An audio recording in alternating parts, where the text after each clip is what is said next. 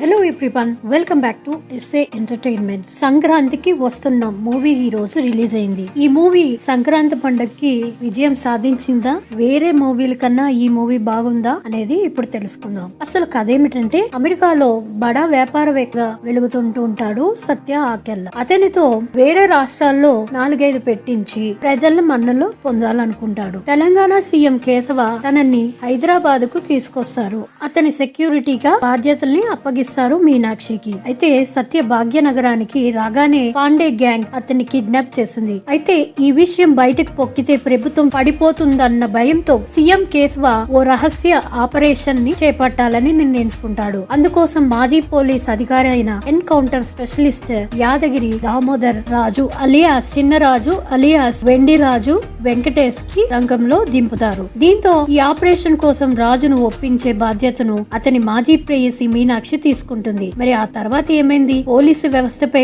కోపంతో ఉద్యోగాన్ని వదిలేసిన రాజును ఆపరేషన్ కోసం మీనాక్షి ఎలా ఒప్పించింది? తన భర్త ప్రేమ విషయం తెలిసి ఆపరేషన్ పంపించడానికి భాగ్యం ఎలా ఒప్పుకుంది? వీళ్ళు ముగ్గురు కలిసి ఆపరేషన్ ఛేదించారా లేదా అనేది కథలో మీరు తెలుసుకోవాల్సింది. ఈ సినిమా ఎలా సాగిందంటే, ఒక క్రైమ్ అంశంతో ముడిపడి ఉన్న కుటుంబం కథ చిత్రం అనే చెప్పుకోవాలి. ఇందులో ఓ బ్రేకప్ కథ కూడా జోడించారని చెప్పుకోవాలి. ఓ బడా వ్యాపారవేత్తను ఒక రౌడీ ముఠా కిడ్నాప్ చేయడం, అతన్ని కాపాడడానికి కోసం ఓ మాజీ పోలీస్ అధికారి తన మాజీ ప్రేయసితో కలిసి అలాగే భార్యతో కలిసి రెస్క్యూ ఆపరేషన్ చేపట్టడం క్లుప్తంగా ఈ చిత్రం ఒక ఉద్దేశం. వాళ్ళ ముగ్గురు ప్రయాణం ఎంత వినోదాత్మకంగా సాగింది అనేది ప్రేక్షకుల్లో ఆసక్తి రేకెత్తించేలా చేశారు దర్శకుడు. ఈ ఆపరేషన్ కోసం తన మాజీ ప్రియుణ్ణి తానే ఒప్పిస్తానంటూ మీనాక్షి రంగంలో దిగడం, మరోవైపు హీరో ఫ్యామిలీ కథ రిలీవ్ అవ్వడం, భార్య తనపై చూపించే ప్రేమ, పిల్లలతో కలిసి చేసే అల్లరి, ఇంట్లో మామ నుంచి తనకు ఎదురయ్యే సరదా సమస్యలు, కథంతా వినోదాత్మకంగా సాగుంది అనే చెప్పుకోవాలి. ఈ మధ్యలో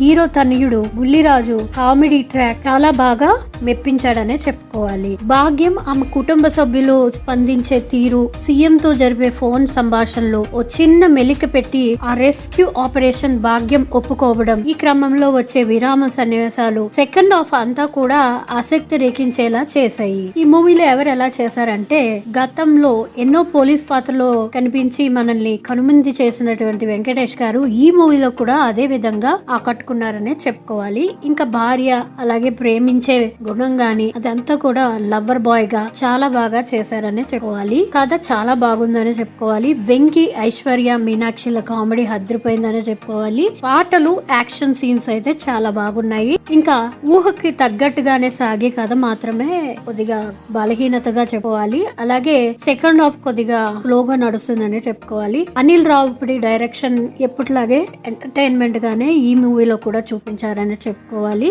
కుటుంబంతో కలిసి చూసే మూవీగా మనం చెప్పుకోవచ్చు. ఈ సంక్రాంతికి ఇదే కొద్దిగా అన్ని మూవీల కన్నా చాలా బాగుందని చెప్పుకోవాలి. ఈ మూవీకి నేను ఇచ్చే రేటింగ్ 3/5. మీకు కానీ వీడియో నచ్చినట్లయితే మర్చిపోకుండా లైక్ చేయండి, subscribe to my channel. Thank you for watching.